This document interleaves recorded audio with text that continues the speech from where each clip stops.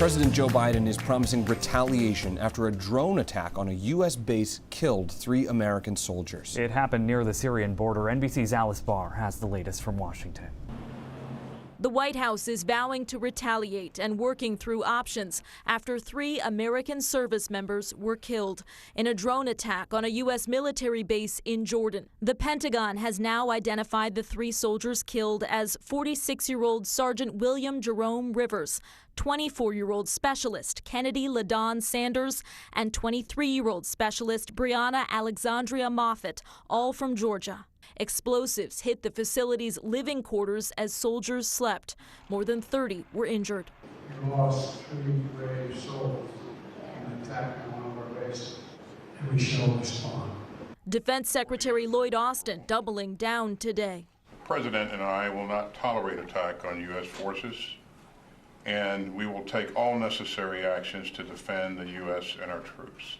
The soldiers who are part of a mission to fight the remnants of ISIS are the first Americans killed in months of strikes by Iranian-backed militant groups since the start of the Israel-Hamas war on October 7th. Iran is denying involvement in this weekend's deadly drone attack, but one of the groups it backs, the Islamic Resistance in Iraq, claimed responsibility, partly in revenge, it says, for Israeli military actions in Gaza.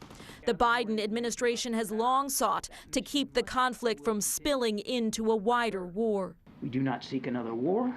We do not seek to escalate.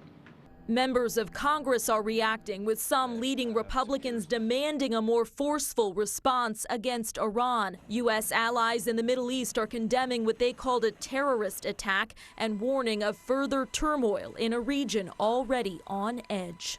In Washington, Alice Barr, NBC News.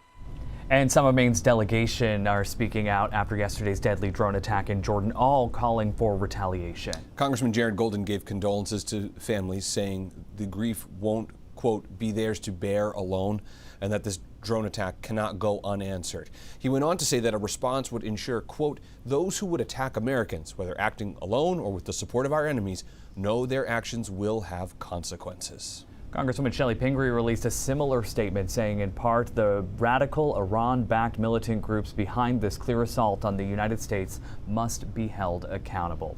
And Senator Susan Collins offered condolences to grieving families while calling for action. Collins saying, regrettably, the administration's current approach is clearly not working, given the more than 160 attacks to date on U.S. service members in the region since October.